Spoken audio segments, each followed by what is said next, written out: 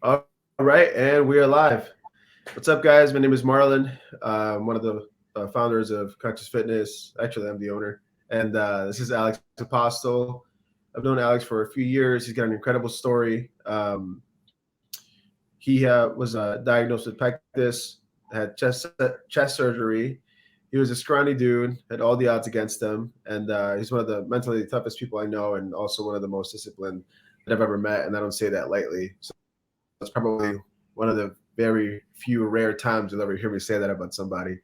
But now Alex is actually going to be competing in Mr. Olympia, which is the pinnacle of one of the pinnacle contests of bodybuilding.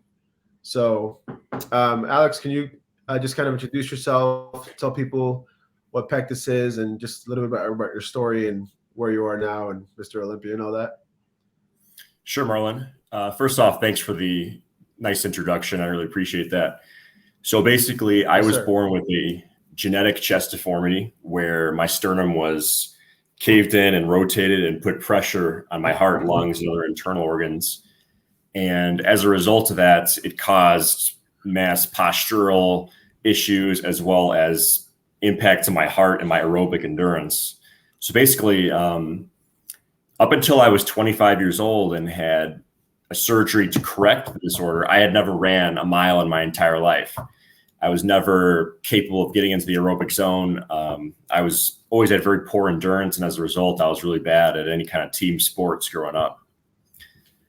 So basically, I did compete in strongman towards the end of high school and into my early 20s. And because that was a maximal strength related endeavor, it didn't require a ton of endurance and definitely not aerobic endurance. So I competed at Teen Nationals in 2008 and worked my way through school and so on. And when I was 24 years old, I experienced a major health crisis. And basically, I had gone through some very severe stress in my life that brought out some of the issues that I was already having. And basically, I lost my ability to exercise entirely. I wouldn't say I was bedridden, but I was pretty much confined to sitting around. And anytime I would exert myself, I had really low blood pressure and the blood would rush out of my head, something called orthostatic hypotension. And basically my whole autonomic nervous system was completely imbalanced. And I had all these other health complications as a result of it. And during that situation, I contemplated, and I had dropped from 230 pounds down to 150 pounds during that time frame. And I entered high school at 110 pounds and built myself up over a period of years. But anyway, I was faced with the reality that my former self was dead, and I was never going to be who I was before. And so I kind of refused to accept that. And I started to research as much as possible as to what was possibly going on with me. And after trying every possible treatment imaginable, the supplements, medication, and this and that, different diagnoses that didn't pan out, it ultimately led back to what I was born with and the condition that was putting pressure on my heart and compromising me to begin with. And the stress just kind of brought it all out. So basically, I decided at 25, I'm like, okay, I have nothing to lose at this point. I'm just going to go through with this surgery, and let's see what happens. So I had the surgery. It was a great success. The recovery was absolutely brutal. Basically, for those of you that aren't familiar with the surgery, it's called the Nuss procedure. And they take 2 to 3 metal bars. I had 3. They go in through the rib cage, and they flip them to basically pop the sternum into the correct position. So it's essentially like braces for your rib cage and the surrounding cartilage of the sternum. Wow. So that was a very major recovery. I slept upright in a chair for a few months. I was moving really slowly, and it took a long time to come back from that. But I did. I started training again and going to the gym, and I had my endurance back suddenly. And at that moment, it was like every workout and every moment that I'm in the gym, this is a gift now. Because before I thought that was never going to happen again. And so as I started building myself back up, I kind of started seeing men's physique competitions online and people that were competing in men's physique, which is it's a form of bodybuilding, a more streamlined version of bodybuilding, where it's more about symmetry and aesthetics versus being as big as possible. And I thought to myself, like, I can do this. Like, this is achievable. This is something that I can do. And a friend of mine at the gym kind of solidified that for me. And she was like, you know what, you have a lot of potential and being able to do this. You have the structure for it, and I think you should go for it. So then I was like, okay, like, I'll do a competition.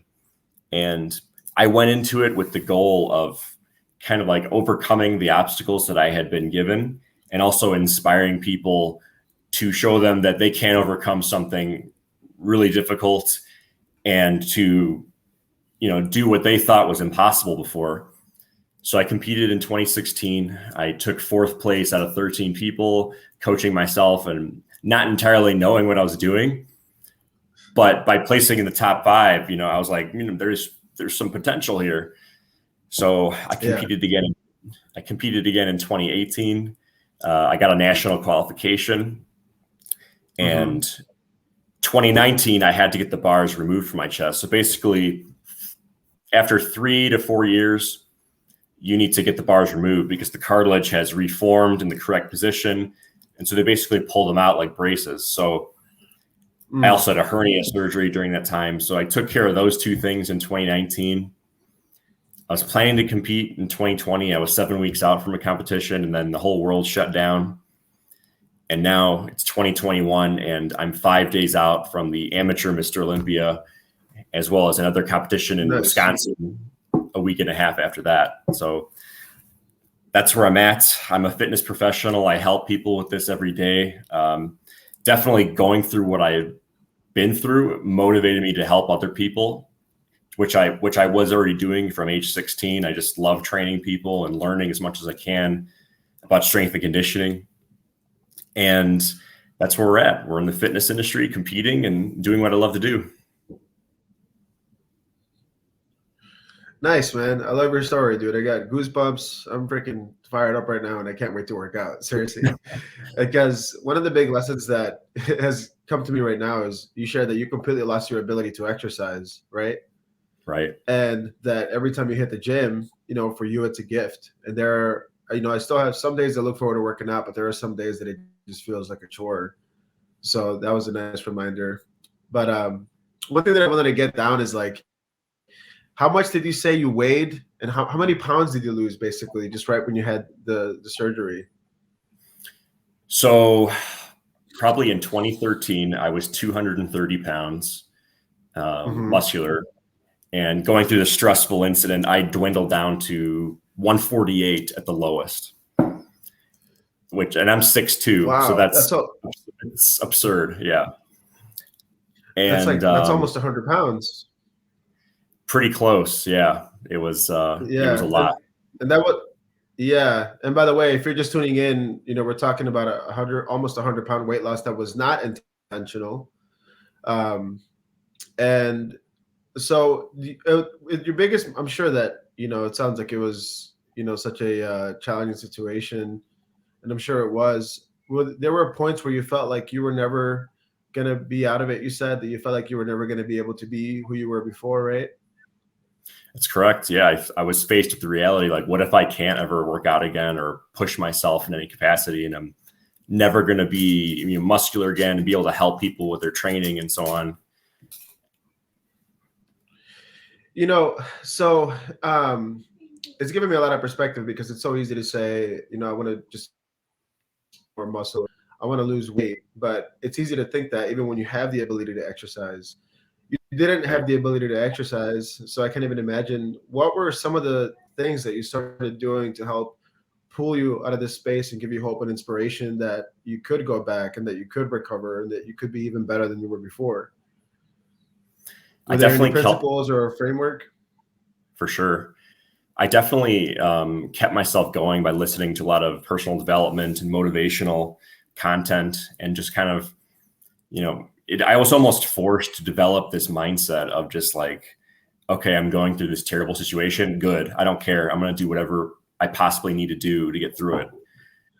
And it's about the framing of the situation and, gaining perspective on what the reality of the situation is objectively. Like, how bad is it really? There's people that are going through much worse situations. I wasn't exactly on the beaches of Normandy under heavy machine gun fire. I was dealing with my own personal battle that was, while terrible, relatively speaking, it was manageable. It was something that there were options for me. And for some people, there are no options. They're faced with a permanent disability or health issue, and they don't have a choice. They have to deal with it. And I was fortunate in that while that was a possibility in terms of my workouts, that I did move past it and recover from the illness. So very fortunate. And I have a lot of gratitude that I was able to overcome it. But my mindset was definitely the reason for that, because I could have been like, while I did fall into a severe depression, it was also this kind of sense of, I don't want to use the word anger, but intensity of like, I don't care what my situation is. Like, I'm going to move through this, and because I have to move through this, and there is no other option. And that's kind of how I felt.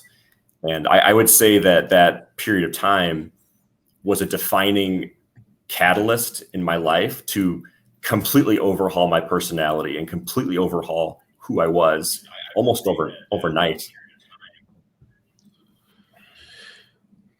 That's amazing, man. And I think, it's some of the simple things we don't do because they're so simple. But I think that, what you listen to, the people you talk to, what you're feeding your brain is going to have an impact on your actions and the language that you have. So I think that listening to motivational content when you need to lift your spirits or get motivated is definitely a tool, and probably it may not be used enough, honestly. And but listening, to motivational content is one thing, but then there's the other parts, right? Like, it's really easy to get motivated, but then it's really hard to actually implement and act on the things that you're learning. That's how you can learn something, but to know something is totally different.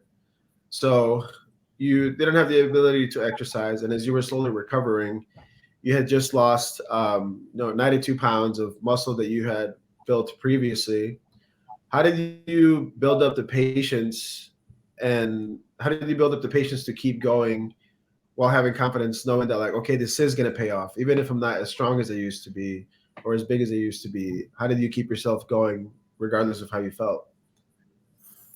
Well, I think a couple things were, because I had done it before, I had gained the muscle before, I kind of knew objectively how much time it would take, what I would need to do exactly to come back. And then also reframing it from before, when I competed in strongman, the goal was to weigh as much as possible, get as big as possible, including body fat. And I almost entered a period of like bigorexia, where like I would get depressed when I would lose weight and stuff, which is to some people like totally hard to think about. But because I was shifting my focus to men's physique, which is more of a streamlined, lean kind of goal, I wasn't as obsessed with, the weight gain and needing to be 250 pounds again and so on. And that became much more achievable for me. Mm-hmm. And so what became more achievable for you exactly? To not be obsessed with gaining all the weight. I didn't need to be 250 pounds again. I didn't need to deadlift upwards of 600 pounds again anytime soon. I kind of reframed my goals to something that was more, it was just totally different. So first of all, it was fresh and interesting and something new that I could do. And that's one of my core tenets that I kind of developed, is I call it the power of 5, where every 5 years you reinvent yourself. And I went through multiple periods of my life. One was martial arts, and the second was the strongman competitions.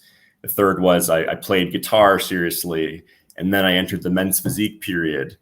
And now we're going to see what the next period is. And part of that keeps things fresh, but it's also the ability to not become obsolete not just in what you're doing, but in your mindsets, because things get tiresome. And basically my objective is to maximize my potential in one particular endeavor and then to move on from it. Because if I'm still doing the same thing 10 years from now and I haven't really progressed, it's like, what's the point really? Mm-hmm. Right on. Thanks, man. We do have a question from someone. Sure. How did you adjust your diet, the content, the macronutrients and the calories, etc.? So basically when I was competing in strongman and I was like 17 to 21 years old or whatever it was, and my diet was fast food, gainer shakes, and just like garbage all the time, and trying to gain as much weight as possible. And that was really unhealthy. Basically, I felt like crap all the time when I did that. But when I started competing in physique, it was a slow process. Basically, I had gone through numerous overhauls of my diet where I slowly started to clean things up over the years. I did like a gluten-free, dairy-free approach at first, and then I transitioned more into flexible dieting and so on. And I started to become more detailed with my nutrition over time. And I would say that now it's more detailed than ever. But that part wasn't an overnight thing. But definitely when I started over and I was 150 pounds, I was like, okay, we're at square one. Let's try something new. And so I started tracking my macronutrient intake more, and I started to eat, I don't like to use the word cleaner foods, but foods with more micronutrient density, vitamins and minerals and fiber and so on. And, monitoring how much protein I was getting in and fats and carbohydrates. And from there, it's evolved beyond that to nutrient timing and other such things, omega-3 profile and certain fatty acids that I'm trying to get in daily, and trying to limit my saturated fat intake to keep my LDL cholesterol down and things like that. Gotcha. There's a common problem that I see amongst some people where they are doing resistance training, right, as opposed to lots of cardio, but they really aren't seeing their body shape to the rate that they would like. Like I was telling somebody about yesterday, and he wanted me to ask this question. He says, I eat well. And I didn't go too deep into that because, as a nutrition coach, we really like to dig deep into when people say I eat pretty healthy, and that usually means different things from different people. But he stays away from processed foods. He does eat veggies and he grows his own meats, but he says that he doesn't feel like he looks that different from 1 year ago up to now that he's stronger, but that he doesn't see his body, shape at a rate that matches the efforts he puts into the gym. Sure. How do you typically assess that with your clients? And how do you help people, or I guess what advice do you have for someone like him? I would look at the training program he's doing. I would have him take pictures of everything that he's eating so I could know what he's defining as eating healthy, and then get an idea of the overall quantity of the different kinds of food. And then I would look at his strength levels on where he is with certain lifts and body parts and different exercises. So typically, as far as basically in terms of hypertrophy training and building muscle, you want to see what is hypertrophy exactly? Just for people that may not, know about the word. Hypertrophy is basically when you're growing your existing muscle fibers. So your muscles will get bigger, or it will give the illusion of more tone, which I hate that word. But basically, you're growing your muscle fibers. The muscles experience tension, and your body adapts to the stressor, and subsequently the muscles grow slightly larger over time. Gotcha. Okay, cool. I think I interrupted you there, though. Sorry. So you were saying. So basically, I would look at the strength ratios and how his lifts have been progressing and which exercise selection he's doing.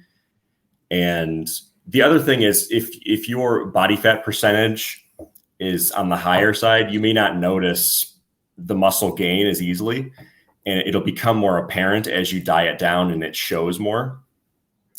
So with gaining muscle, you want to see an increase in performance.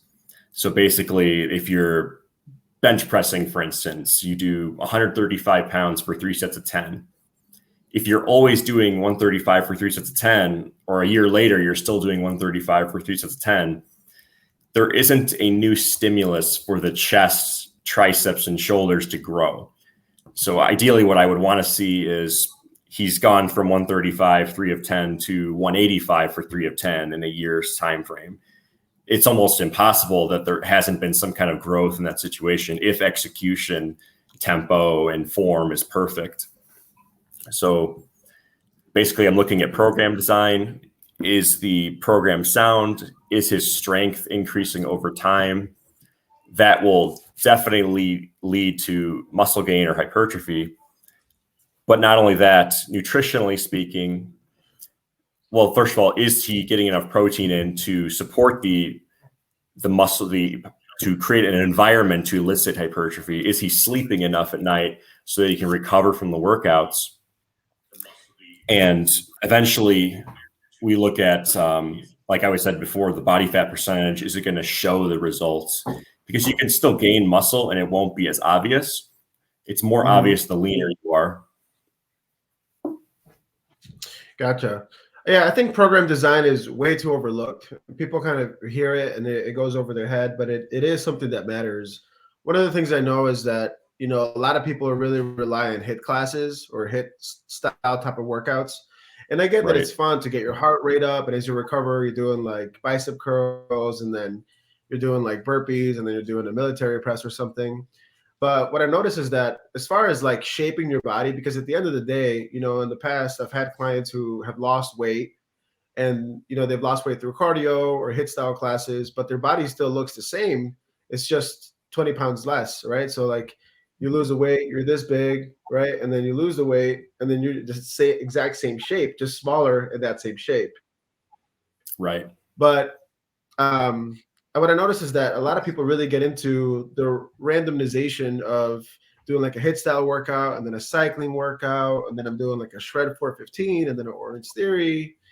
What do you think that a style of people are working out like that, if their goal is to shape their body and have a certain physique, or they want to improve their butt, their arms, or whatever? Do you think that approach of taking HIIT style classes is going to help someone develop a shape, or do you think that it's more so just a way to be healthy and stay active? So a total beginner with no exercise experience will experience some muscle gain from pretty much anything, even light dumbbells and so on. If they've done studies that, so basically the way intensity is gauged in research is your 1 rep max. So let's say your 1 rep max bench press is 200 pounds. A total untrained beginner can gain muscle lifting 40% of their 1 rep max. So like dumbbells and HIIT classes for a short period of time will give some results, but really in order to go beyond that and to actually have it be noticeable, to have that athletic kind of muscular look that most people, or a lot of people, are looking for, you need to lift with progressive overload, and especially women need to lift heavy with perfect form, with the right exercises, and perfect execution. So one thing that can happen for a lot of people, there's an obsession with weight as far as body weight is concerned.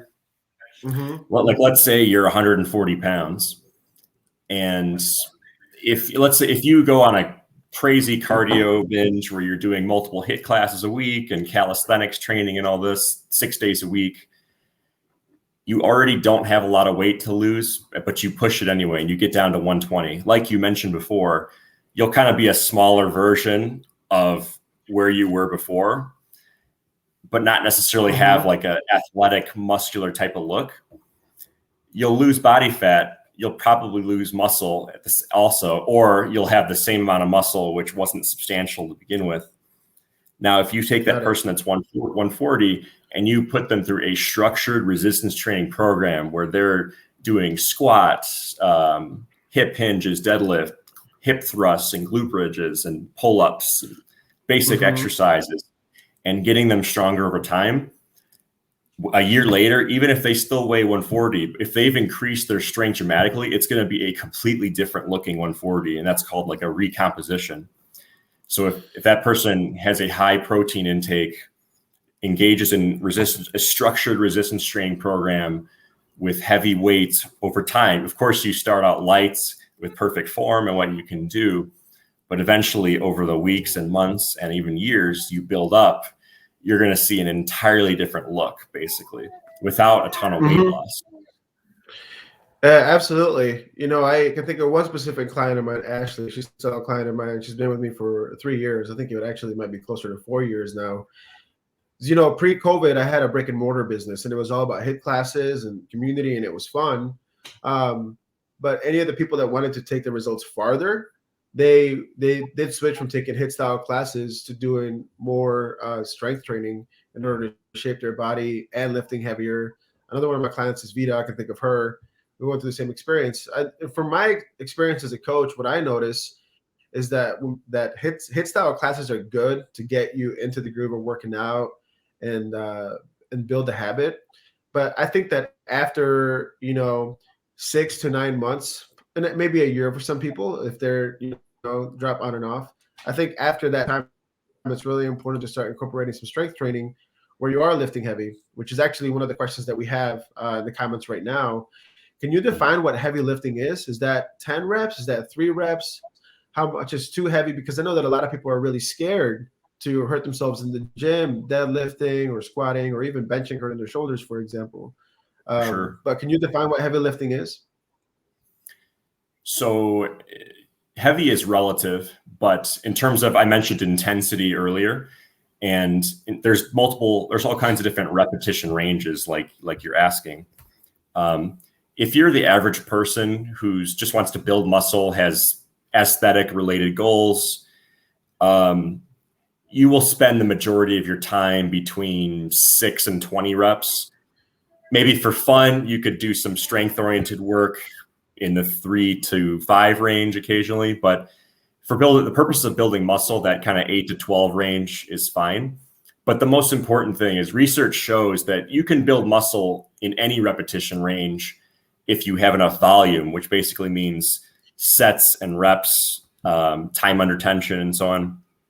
But you have to be getting close to failure on the lift. So basically, let's say you're doing your flat dumbbell presses, lying on your back, pressing up, and you can press 20-pound dumbbells 15 times if your life depended on it, and that's it, you fail. If you're doing it less than about 11 times, which is 4 reps away from failure, that's kind of the bare minimum to have a effective working set or have a set that's intense enough to start the process of hypertrophy or building muscle. So it needs to be difficult enough to make progress.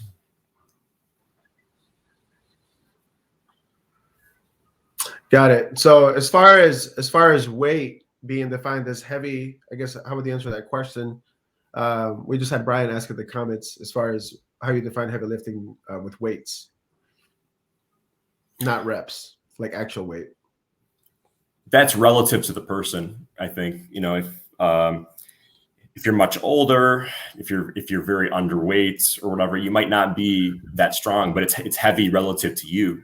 So that's why with the intensity model, maybe your max bench press is 50 pounds only, but that's heavy for you, relatively speaking. Now, as your nervous system adapts, it will learn how to recruit more muscle fibers, and you'll be able to lift heavier very quickly in the first 6 to 12 months of training. But heavy is relative to the person. So if you're asking for like strength standards for people to strive for, it's very individual based on age, height and weight, injury history, and so on. And it's almost individualized, and also which body parts you're trying to improve the most. Got it. And let's say that someone doesn't have, access to a trainer for whatever reason, one, how do you assess for someone what heavy is for them, and how can they assess it themselves safely if they don't have a spotter? Correct. Well, you would start, let's say you're trying to do a dumbbell press on your back by yourself. You would start light, and basically when it starts to feel difficult, you stop, and then you write down how much weight you did and how many reps you did. Let's say you grab 15-pound dumbbells and you do 8 reps, and it's really hard on the 8th rep relative to you and how it feels. So you write down 8 reps, and then you do a second set, and let's say maybe you do 7 and then 6 on the 3rd set. The next workout, you would shoot for 15 pounds for 10 reps maybe. And maybe you're not really getting close to failure, because training to failure or close to failure is really a learned skill. It's about how to tolerate that burn sensation, lactic acid, metabolite buildup in your muscles, basically. So part of that is psychological, is being able to endure that kind of burn. So once you start to feel that sensation and you will slowly build up the reps, you'll get there as you progress weight and reps. But the other point that was mentioned was lifting without a spotter. I would say to use dumbbells in the beginning, because you could just drop them if you need to. You can lift with barbells if you have some kind of rack that you can drop the weight on. But as you gain more experience, you'll know what your limits are, and you'll be able to bench on your own, for instance. I love what you said, that it's a learned skill. That's really what it is, right? That means that if you feel like you possibly haven't defined what heavy lifting is for you, if you're not getting the results in the shape of your body, then that's just a skill to acquire. Making an investment to either do a program, whether it be online with a coach who really helps you define your form and creates a good program for you. I worked with Alex last year, and I got some great results really fast because of his programming. What I was actually blown away by was how simple it was. It wasn't like a dumbbell bicep curl with a reverse lunge at the same time or anything like that. It was just very good compound movements. And so I just wanted to mention that it is a skill. If you don't have the results that you want, it just means that there's more to learn. That's all. And Alex, there's another question. It says, I'm over 50. The goal is hypertrophy. What is your view of supplements to stimulate testosterone and GnRH? GnRH, okay, gonadotropin releasing hormone. In terms of GnRH, I'm assuming that's for the purpose of releasing luteinizing hormone to stimulate testosterone, or possibly growth hormone. Not growth hormone, but yeah, testosterone. That's more of a question for a doctor. But from my perspective, how it would help something like that is, it's going to be, number one, your sleep quality is going to help that. But also, if your body fat is higher, you will have something called a higher amount of what's called the aromatase enzyme. And so more of your testosterone will convert to estrogen, which means your testosterone levels will be lower than if you got to a healthier body fat percentage. So that's one way. The testosterone to estrogen ratio is important, especially in people who are obese that have more of that aromatase enzyme. Leaning out and losing weight will actually, and improving their sleep quality. Typically, people that are really overweight have sleep apnea, which is going to crush your testosterone levels. Improving your nutrition and sleep habits so that you lose body fat, you lose weight, reduce the circumference of your neck. That's going to help you sleep better, and your testosterone levels will probably go up. Some people, their testosterone levels go down with age, especially around that 50 mark. Other people don't. It's kind of genetic. It's related to genetics and lifestyle. Mm-hmm. But the best thing you can do for testosterone levels is, number one, maintain a healthy body fat percentage, lift weights, sleep well, and have a high protein intake will help as well. as well as a healthy fatty acid consumption, because cholesterol converts into pregnenolone, which converts into other hormones. And you want to have healthy cholesterol levels. You want to have a healthy amount of fats. If you're too low in your fat intake, that will also be a problem with testosterone production. So those are the tips that I could offer for that. Nice. I'm glad that you're. Last point I want to add. Sorry, as far as supplements goes, the evidence is weak for testosterone boosting supplements like herbal stuff. One that potentially could work is D-aspartic acid. In other words, ashwagandha. There's some evidence to support that maybe they could give you a little bit of something, but the lifestyle changes that may help 2%. The lifestyle changes I mentioned before are going to help the most. Thank you, Alex. So, last question here. We'll be getting off in a few minutes. Is 60% body fat, but sleep is poor. I think a lot of people overlook sleep. They kind of just look at it as like something that has to be done in order to keep operating for the next day. But the majority of people are watching TV, going to bed. I've had clients before who in the past told me that their wind down routine is Netflixing, falling asleep on the couch, then waking up and then going to bed. What are some of the ways that you've found for yourself and for your clients to maximize sleep quality? And I have some things of my own, but I would love to hear from your perspective since you're the one competing with Mr. Olympia here. I'll admit I'm not the best sleeper. I do my best. We all have as fitness professionals, we have stressful jobs, as many people do. But there's a few things you can do. Number one is get rid of blue light and phones before bed, and at least an hour before bed. I know that's so different, and that's part of the problem with the modern world. And it's funny, actually, before the invention of the light bulb and then modern technology, insomnia was extremely rare because people were depending on natural sunlight. And when the sun went down, our natural melatonin levels would increase and people would just get tired and go to sleep, based on whether it was light or dark outside. But nowadays in modern society, we have all these screens and artificial lighting and so on. You want to create a dim environment. Actually, one thing you can do that's kind of a hack is I use these glasses that are designed for working with lasers. They're red tinted glasses that you can get for $10 on Amazon. And you put them on and it tints everything red and it blocks pretty much all blue light out.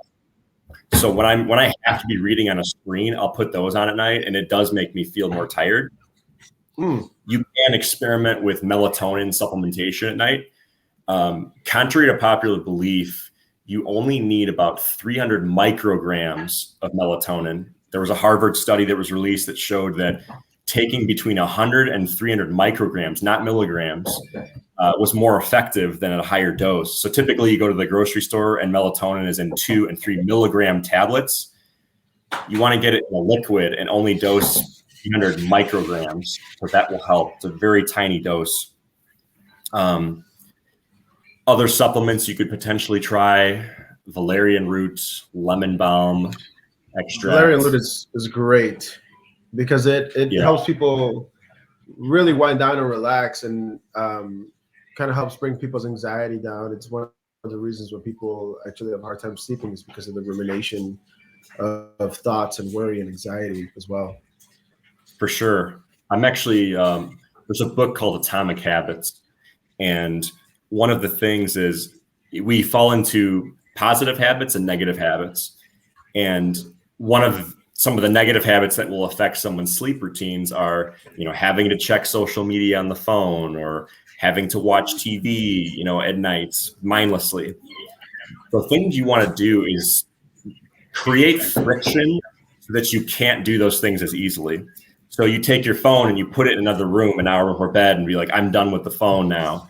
Or after you're done watching TV during the day, you unplug the TV and you leave it unplugged so that it's a hassle to get up and plug the TV in to watch a show. It sounds silly, but when you create friction surrounding your bad habits, you'll actually be less incentivized to go do them.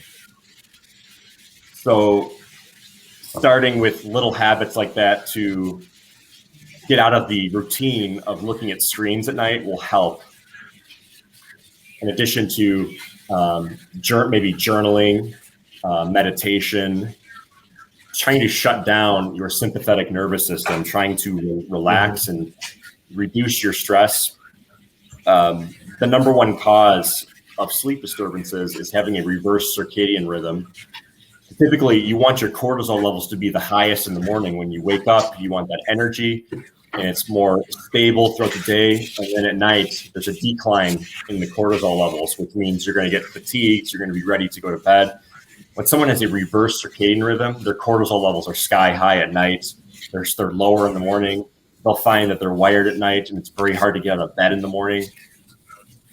Establishing a certain time that someone's waking up and a certain time someone's going to bed will help to kind of normalize that, in addition to reducing stress by getting rid of screens. Melatonin supplementation will reduce cortisol. Some of those supplements we mentioned earlier, like the valerian roots or even the ashwagandha, will help to reduce cortisol. So there's things you can do to kind of facilitate proper sleep at night. Yeah, absolutely. That's one of the big reasons that we love neurotyping so much, is that it really helps us recommend the best type of supplements for people in reference to their lifestyle and their preferences. I know that, for sleep, it's not something that's taken as seriously as working out or as nutrition, but it is such a strong pillar to have some type of wind down routine. I think that those glasses are a really great idea. If you can please send me a link, I'll actually post it in the comments below so people can find it. Sure. And thank you. And there's other things that you can do as well. Like, really, the reason that Alex has such great results, and you guys have seen this picture, I'll post it in the comments too if you haven't, is because, yes, he works hard in the gym, but it's what you do outside of the gym that is really going to affect those results that you're doing. Good sleep, good nutrition, regulating stress is a big one. And things like phosphatidylserine is another supplement that tells your brain to start producing cortisol for people that have the reverse circadian rhythm. It's a great supplement to take more at night. In addition to valerian root, there's actually a full concoction of a supplement called Sleep Multiplier that is designed to help people sleep for that exact reason, and it contains a little bit of melatonin as well. I'll post that in the comments for anyone who needs to improve it. But I mean, the things that I was going to touch on, you already said, unless there's anything else you want to add about sleep quality. Yeah, like you said, sleep is very underestimated. It's not really sexy or glamorous compared to, doing a hardcore workout or working out 6 days a week and all this stuff. I would argue that someone who's lifting weights 3 days a week for an hour and is optimizing their lifestyle as far as proper sleep habits, sound nutrition, is going to get better results than someone killing themselves 6 days a week, not sleeping, or sleeping like 4 hours a night. Because sleep is anabolic. Your muscles are growing when you're sleeping. Your muscles are recovering when you're sleeping. Your testosterone and hormone levels will be better when you sleep at an adequate amount, and a higher quality sleep as well, which is another discussion. Sleep is very important, and it's very overlooked because it's just not as interesting as all the other things. Yeah, I always like to remind myself of this little mantra that I like to repeat, and it's the unsexy stuff that gives you the sexy, and it's so true. Right. Because a lot of the unsexy things that we don't want to do is going to give us the result that at the end of the day makes us feel sexy, look sexy, and things. Right, and it's a very simple we just had thing. An interruption in the server. Can you still hear me, Alex? Yep, you're good. Oh, okay, great. All right. Lastly, since you are primarily in a nutrition group, and then we'll ask you what your services are and where clients can find you. How it's you're so disciplined with your nutrition, man. It's wild. How do you stick to your nutrition? How do you stick to your plan? How do you say no? What do you mentally do to link yourself and your actions to the result when it comes to your nutrition? Because it's not always sexy to what's on your plan, right? Right. So I'll tell you what the quote secret is. In that book I mentioned, Atomic Habits, goes over this. It's not really discipline what I do all the time. It started out that way to create new habits, I suppose, but it's more of a shift in your identity. And for me, it's like, I am a bodybuilder and like, this is what I need to do to accomplish that. Some people say like, oh, I have a goal of losing weight, but then the second the temptations arrive, they're easily swayed or they fall off track and so on. You need to internally change your identity to be like, you know what? I don't want to be this kind of person anymore. I want to be a healthy, fit person. That's kind of who I want to be. And then you write out the steps and the small habits that you need to build to get there. You don't want to create a wish, like I wish I could lose 20 pounds, or my goal is to lose 20 pounds. Goals are great, but the shift in your identity and your framing and your perspective and the stories that you're telling yourself are ultimately what's going to help you to change yourself for the rest of your life. I love that. And you touched on so many things there that we use in the Conscious Fit Matrix framework. And one of them is your identity. And, you know, I know that some people may be watching this and they might think, oh, well, Alex, you're a bodybuilder. That's easy for you to say. But you're hearing it from someone that didn't even have the ability to exercise at one point. So go ahead. Yeah. My response to that is I will at some point hit my physical prime and there will be no reason for me to push it to the level that I do.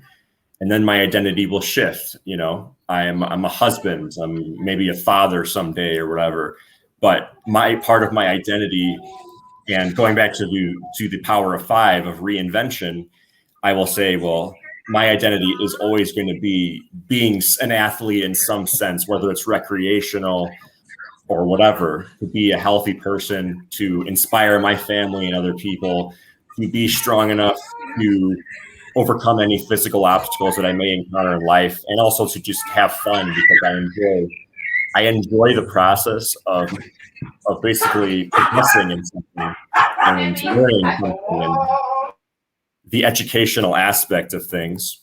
So my identity will shift and I will shift my goals accordingly, but I will always frame what I'm doing stemming from my identity versus just arbitrary goals. I love that. And the reason that I wanted to touch on, you know, shifting to your identity is because a lot of the times when clients come in and they really want to change their nutrition for the better and improve their lifestyle, what ends up happening is that people try to correct every single action. If you try to correct every single action, then it's going to be a very futile process. Oh, I'm a little grams over. I'm a few calories under. I am I'm stressing myself out. You know, I'm not giving poor examples right now. But the important thing is to correct the course, correct the path. Because if you correct the path, if you shift your identity, then you're going to create an outcome. If you try and correct every single action, you're going to have a very hard time changing in the first place. Because, you know, I like to say it all the time, no one got fat overnight. No one got unhealthy overnight.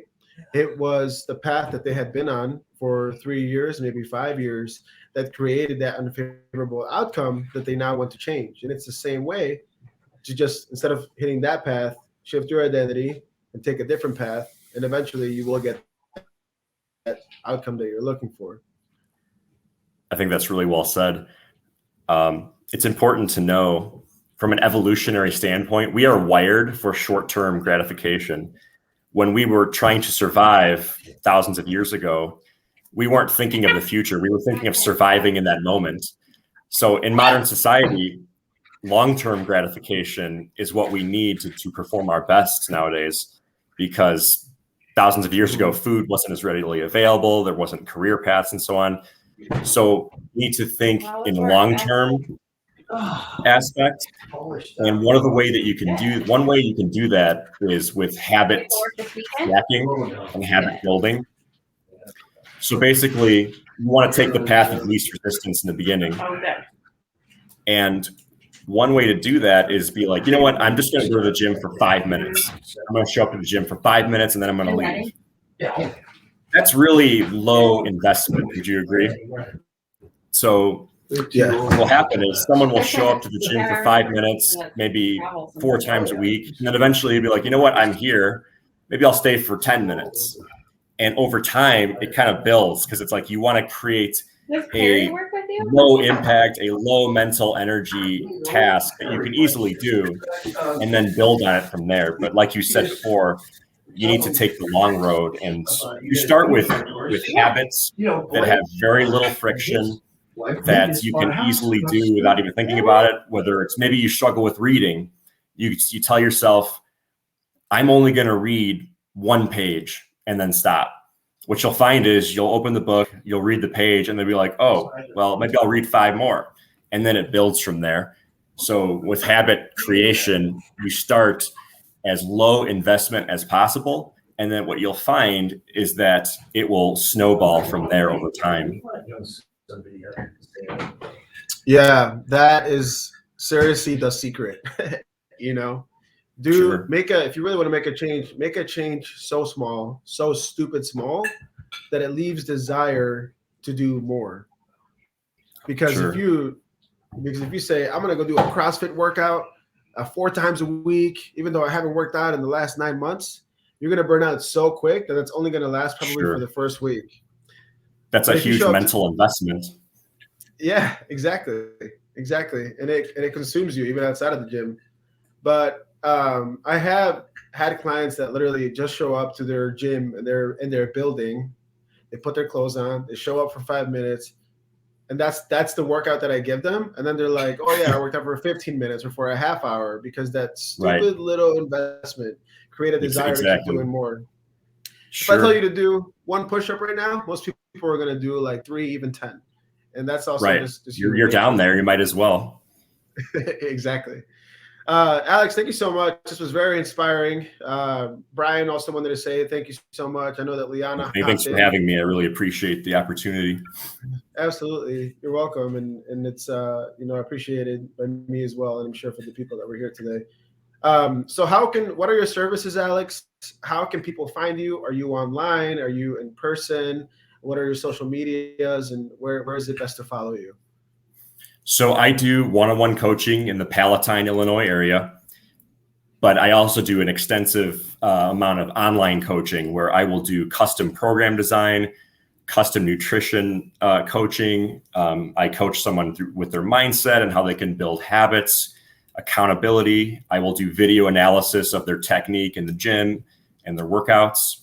And it's an all-inclusive holistic package that I will basically overhaul someone's entire fitness situation. And so I offer packages, including all that stuff, so that I can help people that maybe can't come to see me in person. I also do combination where I'll meet with someone once a month. We'll go over a new program and different hybrid style training programs. So a combination of in-person and online. And the other service I offer is a rehabilitation program. I use a direct current stimulation device called the Newbie to help people with injuries and other workout purposes. But that's a topic for another video, I think. Yeah, absolutely. Would you mind just telling us a little bit about the Newbie? Because I think that someone that was on here earlier could really use it. I know that Mike Tyson endorses it. So yeah, so the Newbie is the New Fit system. Is basically, it's a device that modulates the nervous system to find issues. So typically when you have an injury, the surrounding musculature begins to shut down. The Newbie can identify what's going on in those areas and basically teach your nervous system to lose the fear it has, because the muscles shut down for a reason, because the nervous system is like, hey, don't go there, don't activate these muscles. So what we do is we facilitate the recovery so that the muscles can function correctly again, and then we use it to strengthen the muscles with different exercises. The Newbie has been used by the Chicago Cubs. It was critical in Mike Tyson coming back for his latest fight. As far as when the first time he hit the pads, he was in bed for 2 weeks with sciatica in his lower back, and he started working with a trainer named Brad Rowe using the Newbie, and he was back in action and he swears by it that he was able to come back for that fight because of that device. Numerous other professional athletes have utilized the newbie. I've helped many people with it, with lower back issues, massive foot injuries, you name it, shoulder injuries. It is the fastest working rehab modality that I have ever used. And I could say that as someone that has had a lot of knee problems myself. Mm-hmm. And for you're very science-based, which I love. What do you have to tell the people out there who are skeptical about the newbie and who may think it's like some type of hocus pocus fad as opposed to it does have that perception because it's so different from anything else out there. What I can tell you, aside from the endorsements from professional teams and athletes that have used it and various testimonials that I have with my clients, you almost need to experience it once to understand the potential of it. Because once you can see what it can do, you will be blown away by it. And no salesman stuff. I swear by it. I have extensive cartilage damage in my knee.